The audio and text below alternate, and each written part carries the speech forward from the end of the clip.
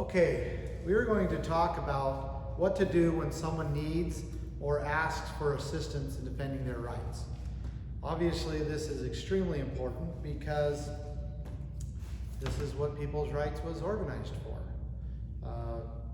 defending our neighbor's rights. But it's very important that we do it in a certain way. We do it in a proper way. And so I'm going to go over that. And I've got some notes here I'm going to use heavily because I think they're written well. Spent a lot of time drafting them, and I want to be very clear with you. So don't mind my notes.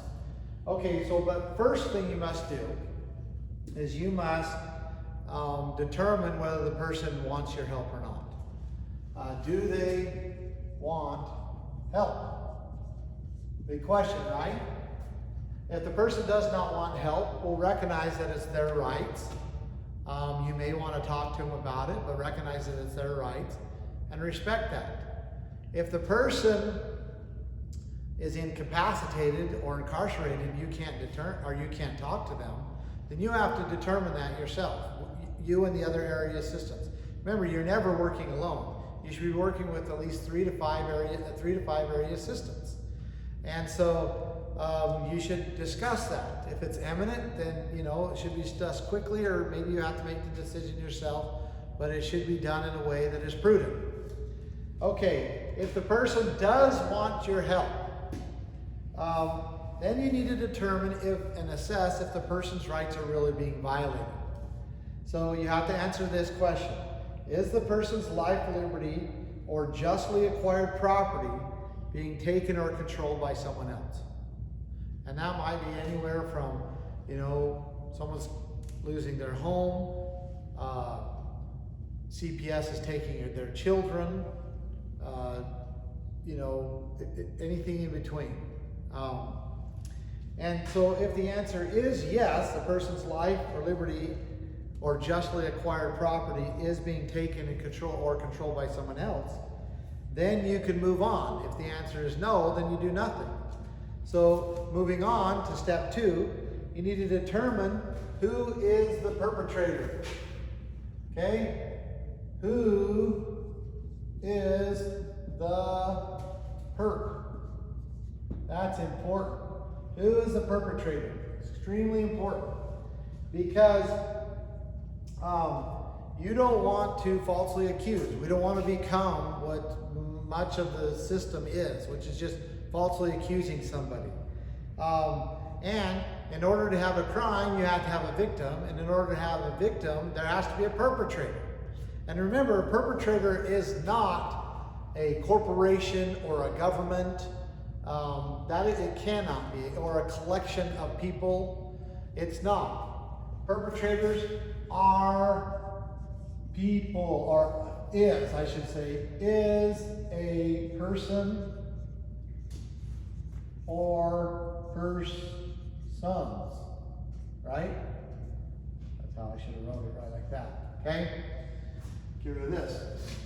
It is a person. It's not a corporation. It's not Verizon Wireless, right? It would be somebody who is making the decisions. It has to be. Accountability falls with people, with a person, and it does fall individually. Now, there might be multiple perpetrators, but it is people that violate rights, not a corporation, not a government, not a collection of entities. It is, so you need to identify the person or the people. Oh my goodness. Okay.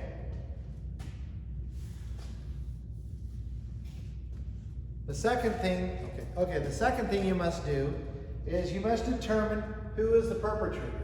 Who is the perpetrator, right?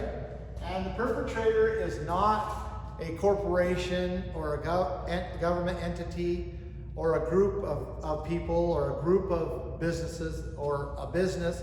It's not that. A perpetrator is a person. Now, it can be multiple persons, right? But A perpetrator is a person.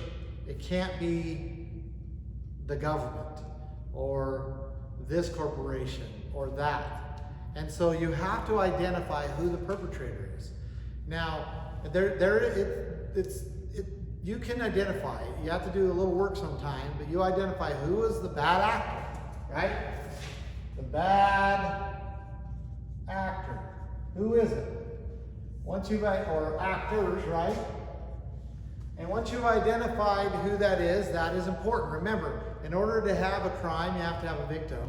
And in order to have a victim, you have to have a perpetrator. And that perpetrator is a person, not an entity.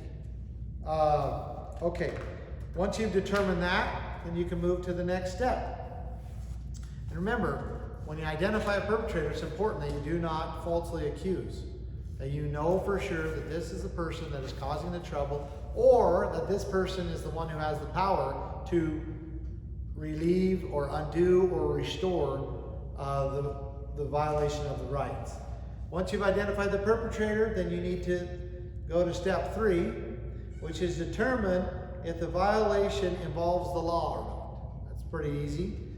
Does the violation involve the law? If in this system if you go to peoplesrights.org and you go to area action and you go to what to do when someone needs or asks for assistance in defending their rights, and you're at step 3 and you determine that the law is not involved, then you would go to step 5. If you determine that the law is involved, you would go to the next step, which is 4. So if the law is involved, the government, right? People in the government, then you need to determine if due process has been granted, just due process. Meaning, was due process given to them? Was it given to them justly? And it's important, this, and I'm just going to read this. So you need to answer the question, has the person been given just due process of law? Just due process of law can only be accomplished by the people, not those that work for the government. Constitutional due process culminates with a jury of the people during a fair, public, and speedy trial. A judge may help administrate the process, but it must be the jury, the people, that determines guilt, not a judge or a prosecutor or those working for the government. So has the person received just due process? If the answer is no, go to the next step. If the answer is yes, then do nothing. Okay, so let's go to step 5, which is determine if the threat is imminent. And if the violation of the person's right is imminent and happening or about to happen, then you need to go to the next step. If not, then skip the next step and you would go to 7. So let's go to immediate action necessary. When a threat is imminent, you should activate the People's Rights Network and inform those in the local area to act in physical defense of the person as quickly as possible.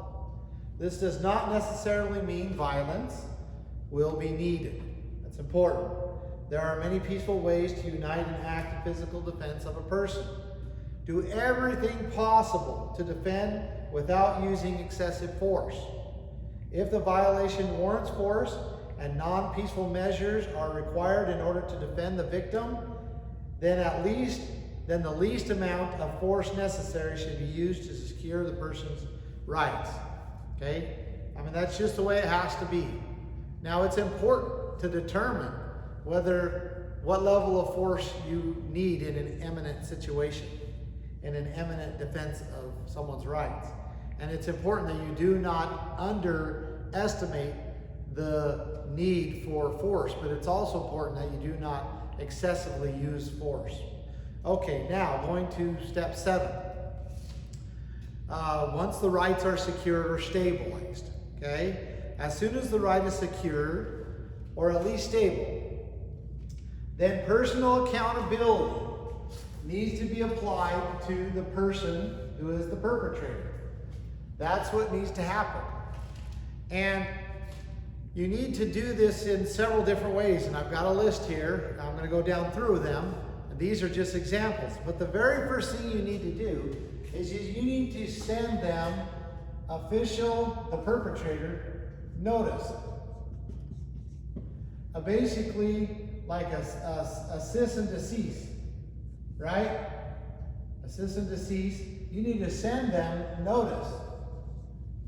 You need to say, stop doing it. Right? I know I'm getting pretty sloppy here.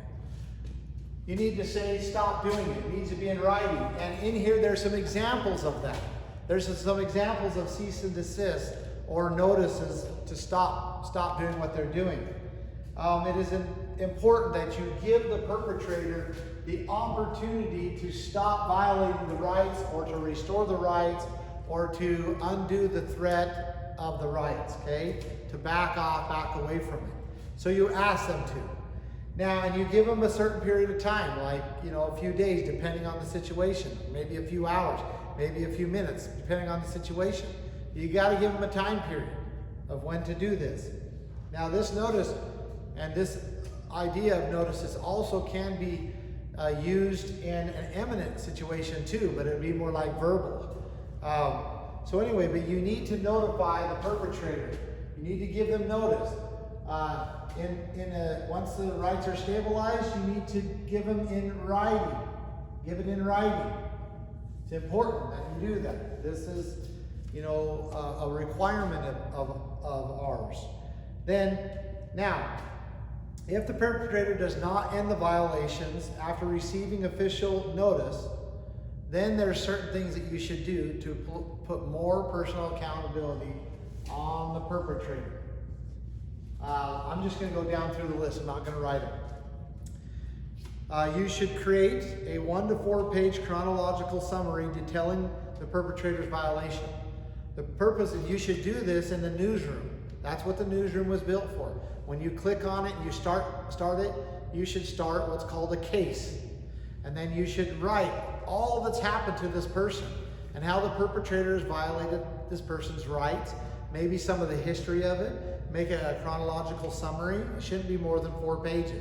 People won't read it. You should also add as many reasonable, documents, articles, pictures that you can to this article. And the newsroom allows you to do all that. Then you would send this article to everybody you can. Through social media, you might post it places.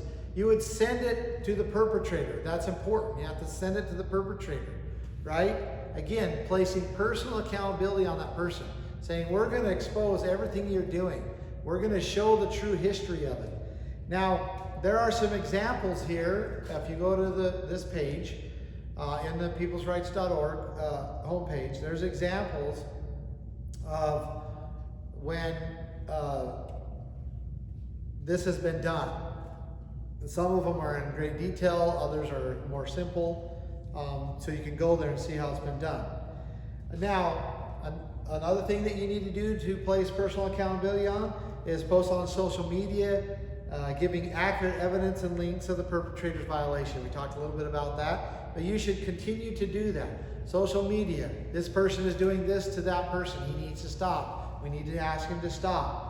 Also, you can file a report with the county sheriff's office and officially have the perpetrator served with the report. This is not believing that the county sheriff is going to do anything right with it, right? This is simply informing the county sheriff's office, asking them to do it, and then sending it to the perpetrator so that there's official notice of it, okay? More personal accountability on the individual.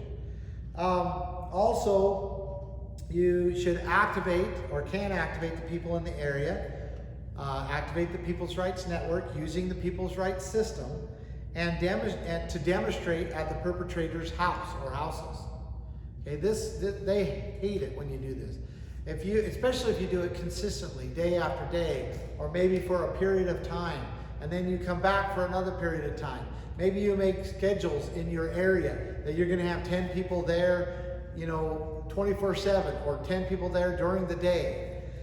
You also might pass out accurate information, flyers of the violations of the perpetrators to the perpetrator's neighbors. So you would basically pass out flyers to all the neighbors in the neighborhood and saying, look, so-and-so over here, your neighbor is doing this to so-and-so. And, it's wrong and it shouldn't go on. And you're going to find neighbors who want to support him, maybe mostly because they're ignorant. Then you're also going to find other neighbors who will support you and understand. They might join you in protest. They might put some pressure on the neighbor. You might run into their family members who are like, oh, we don't like this, but the neighbors won't like that you're there in general, and that's a good thing, okay? So, next thing you can do is you can contact the perpetrator's supervisor at his or her place of income and explain the perpetrator's violations. Again, putting personal accountability on the perpetrator. You could contact the perpetrator's church and inform his or her ecclesiastical leader of the violations. That's an important thing. And, if you're thinking, well, I don't know if that's, I don't know. We're talking about a person's life, liberty, or property here. We're talking about rights. We're talking about things that God gave individuals and that another person is taking away. It is very important that we peacefully do everything we can to try to put personal accountability on the perpetrator or perpetrators in order to get them to stop the violation of rights and restore them. Okay? So almost everything is game to do. All right. Also activate people in the area and demonstrate at the perpetrator's place of income. You might even demonstrate at the person's church. This certainly will put personal accountability on the person. Now, there's a good chance that if the person's a violator of rights, maybe he doesn't go to church. Or if he goes to church, he's a hypocrite, so he might not care. But also, you might write or run ads on the local newspaper, explaining the perpetrator's violations. So expose it everywhere using that 1 to 4 page chronological summary. That's the most important thing you will do. To create that history and violations in writing. And then you can use it all over to articulate. You can send it all over. If you do it in a newsroom, you can copy the link and you can post it everywhere. Send it everywhere. Email, social media, all over. And then you should ponder and pray about other ways to put personal accountability on the perpetrator and then act on it. Okay? Now, number 10. This is the last thing I was talking about. I just want to emphasize that this personal accountability list works. I've seen it work many times. I saw it work in restoring a 11-year-old girl back to her mother after the state had taken her for 8 months and was determined not to return her. The pressure was put on the prosecutors, on the CPS officer and supervisor, and on the judge. And I've seen it work. It does work. I've seen it work to restore a brand new baby who the hospital took from their mother. I've seen it work to put pressure and personal accountability upon an officer who arrested a mother in the park. I've seen it work many, many times in my life. I've seen it work at the Bundy Ranch. I've seen it work with the Hammond family. I've seen it work with the Bugley family. I've seen it work many, many times. So it does work, and it is it's peaceful tools in order to put pressure on the perpetrator to get them to restore, return, or stop the violation. Now, 10. If the perpetrator does not end the violation after the above actions have taken place, ... Well, we the people have no mechanism to bring justice. So we must build it. And we will build it. And we are building it.